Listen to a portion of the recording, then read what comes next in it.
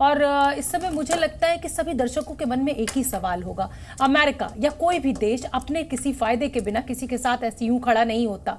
America का इतनी मजबूती के साथ यहां खड़े होना युद्ध के दौरान, जिस समय जान का खतरा है, मिनट मिनट पर सायरन बज रहा है, राष्ट्रपति जो बाइडेन का इजराइल की धरती पर पहुंचना, क्या वजह है कि अमेरिका शुरुआत से इजराइल के साथ इतनी मजबूती से खड़ा हुआ है? क्यों? देखिए, एक बड़ा फेमस सा शेर है कि सरहदों पर तनाव है, जरा पता करो क्या चुनाव है।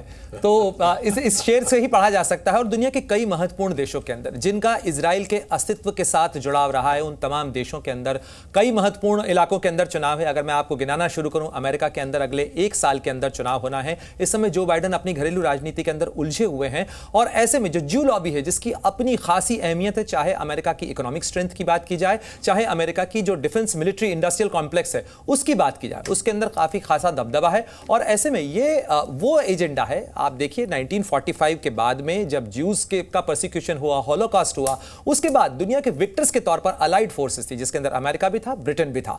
और ऐसे में उन्होंने दुनिया का वर्ल्ड ऑर्डर तय करने के लिए, न्याय के लिए यह तय किया कि जितने भी ज्यूज हैं उन्हें उनका प्रॉमिस्ड लैंड अगर कहीं मिलेगा तो वो जेरूसलम और उसके आसपास का वो इलाका जहां से वो कभी निकले थे वो जगह होगी। और उसके बाद एक वर्ल्ड ऑर्डर में तय कर दिया गया।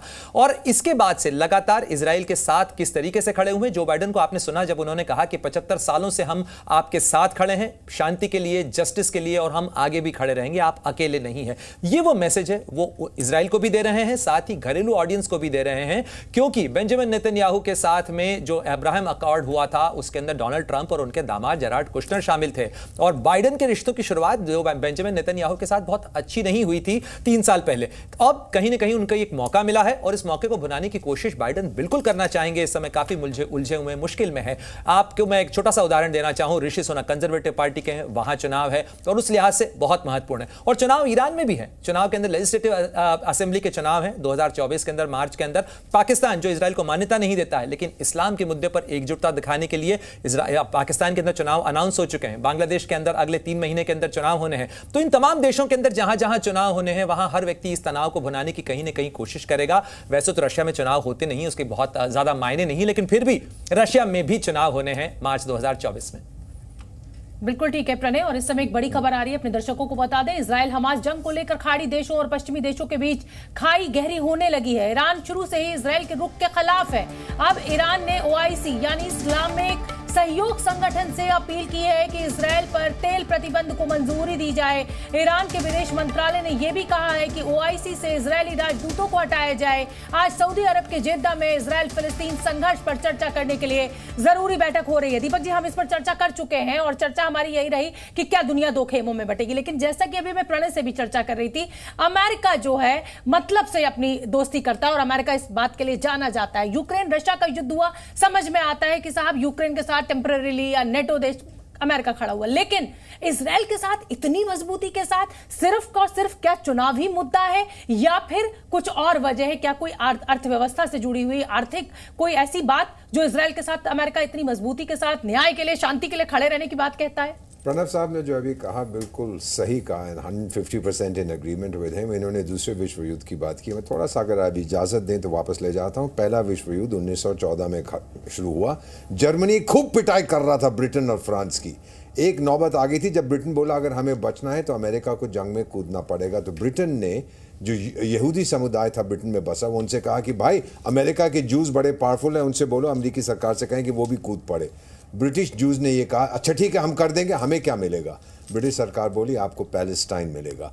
नवंबर 1917 में बैलफोर्ड डिक्लेरेशन आया कि जी हम आपको दे देंगे। अगले महीने अमेरिका जंग में कूद पड़ा। उसके बाद चलता गया, ये आप सब जानते हैं। यानी इमोशनल कनेक्ट इतना तगड़ा है। और क्योंकि अमेरिकन जूस ने अपनी सरकार पर दबाव डाला था, मैम आप खुद समझ आइए कि उनकी शक्ति कितनी है। फिनेंशियल शक्ति, पॉलिटिकल शक्ति, मॉरल शक्ति बहुत है यूनाइटेड स्टेट्स में। मैं तो साल में 2-3 बार वहाँ जाता हूँ, बता सकता हूँ आपको। दे आर ऑल ओवर और बहुत पॉपुलर हैं। ये है रीज़न कि कोई भी अमेरिकन प्रेसिडेंट, चाहे डेमोक्रेटिक हो चाहे रिपब्लिकन हो, वो इजराइल से दूर नहीं जा सकता। अब जॉर्डन जहाँ पे ये समिट होने वाला, जहाँ पे मिनी समिट होने वाला था, उसके विदेश मंत्री, अभी मैं पढ़ रहा था, सुन रहा था बल्कि, एक अरबिक टेलीविजन को उन्होंने इंटरव्यू दिया है और उन्होंने ये कहा है कि हमने पोस्टपोन किया है, हम तब करेंगे जब 3 चीज़ें होंगी क्या फर्क, क्या नतीजा होगा ये सब मीटिंग्स जो होने वाली हैं। दूसरा, पैलेस्टीनियन लोगों को जो उनके अधिकार हैं वो मिलने चाहिए।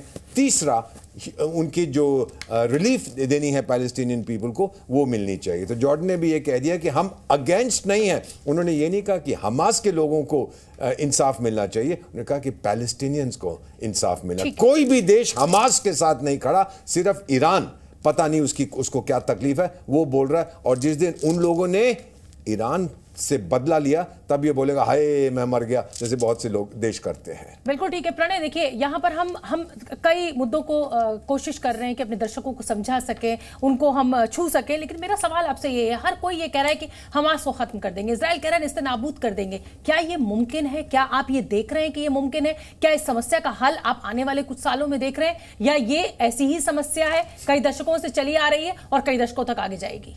वाकई में जो सवाल आपने पूछा इसका जवाब देना बहुत मुश्किल है। दुनिया के कई ब्रिलियंट माइंड्स जो हैं, एम्बेसडर दीपक वोरा जैसे, वो लगातार इसकी कोशिश कर चुके हैं, रिटायर भी हो चुके हैं, लेकिन अभी भी कोशिश कर रहे हैं कि इसका समाधान निकल सके। हमास को खत्म करना नामुमकिन पूरी तरह से नहीं है। जैसे आईसिस का या अलकायदा का इंफ्रास्ट्रक्चर ध्वस्त किया गया, कमजोर किया गया, इनइफेक्टिव किया गया, लेकिन देखिए जब तक ये समस्या बरकरार है तब तक ये अलग अलग स्वरूप में सामने आएगी। पहले पीएलओ था, यासिर अराफात का जिक्र अभी एम्बेसडर वोरा ने किया, उसके बाद वो फतह पार्टी के तौर पे सामने आया, उसका एक अलग पॉलिटिकल विंग आया, उसको पॉलिटिकल प्रोसेस में शामिल किया गया, उसके विरोध में जब ऑस्लो अकॉर्ड हुआ उसके विरोध के अंदर हमास बना।